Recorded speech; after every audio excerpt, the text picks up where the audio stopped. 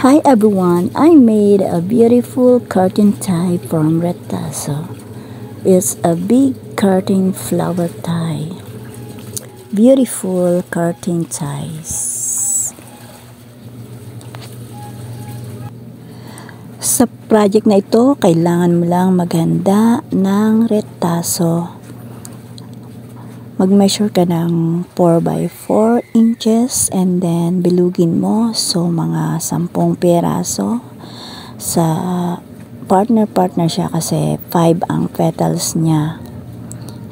So, ganito. Ang ginamit ko dito ay Katrina na tela. Mga retazo.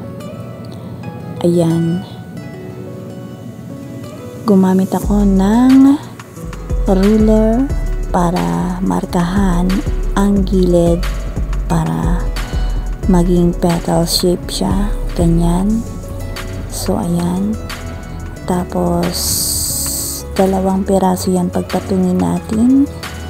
At kailangan natin lagyan ng pin sa gitna para hindi siya gumalaw.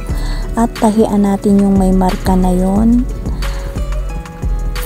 Yung gitna, wag natin lagyan ng tahi. So, bali yung 2 gilid na yan and then paikot natin sa ibabaw. So, leave ng opening dyan. Ayan. So, gawin natin ito sa iba pang mga petals. At pagkatapos, baliktarin natin itong petals.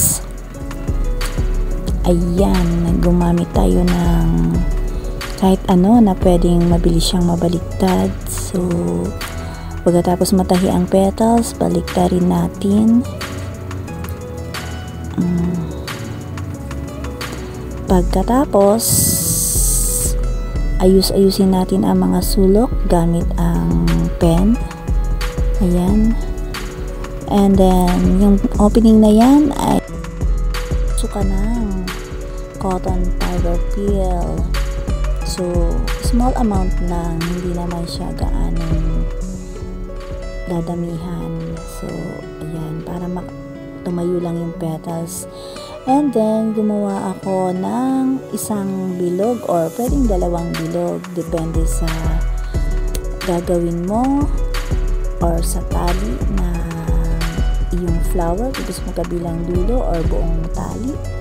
So, ayan, ang ginawa ko dyan ay in-insert ko din ang cotton fiber peel and then hinila ko ang thread para makulong siya dyan sa loob. So, ayan, ginawa ko na yan ay ilalagay ko sa gitna nitong mga petals.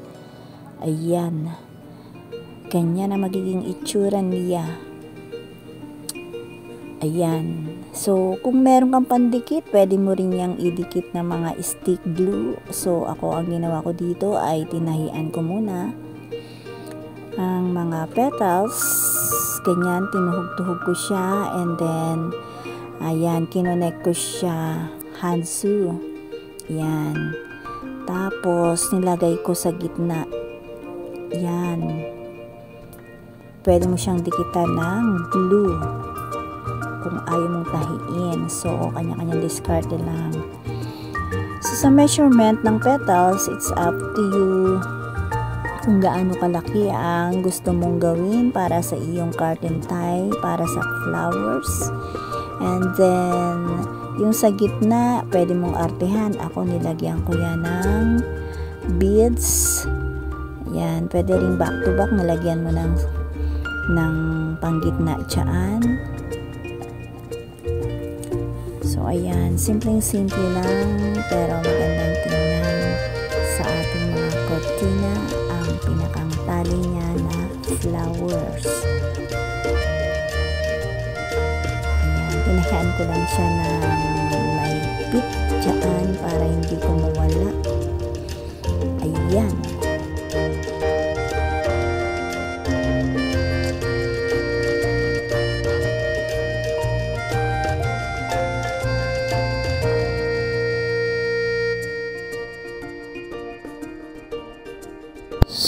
So, after matahi ang flower, nag-prepare ako ng tela na medyo mahaba. So, ang measurement ko nito ay 3 inches ang wide at ang haba niya ay nasa 28 inches. So, ayan, dinoble ko lang siya na medyo may patatsulok dyan sa magkabilang dulo. And then, pagkatapos kong tahiin, pinaliktad, and then i-top stitch ko yan. Ayan. Top stitch hanggang sa paikot niyan pinakang tali ng kurtina.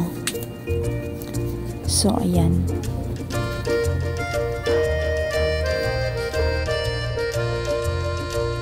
Mga rektazo nyo, pwede nyo pang gawin ganito.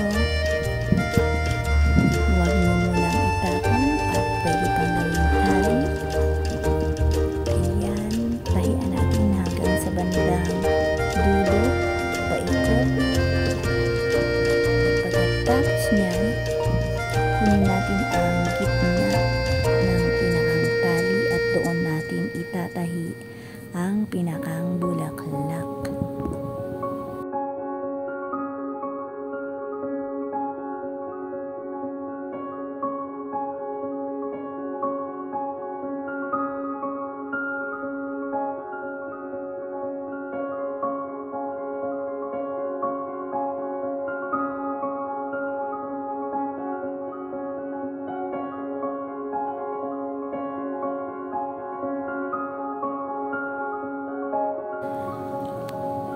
Ayan na yung bulaklak. So, tahian lang natin yung gilid para ma-hold siya dyan ng maigi at nakatindig ang ating bulaklak.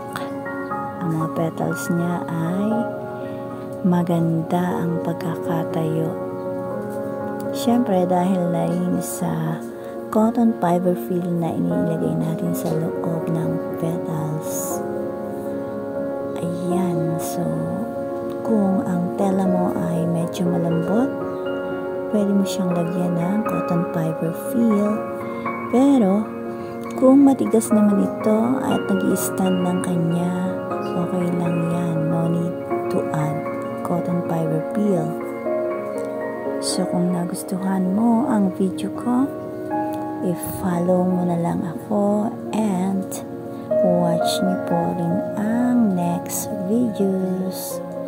Our flower curtain tie is done. Thank you and follow for more.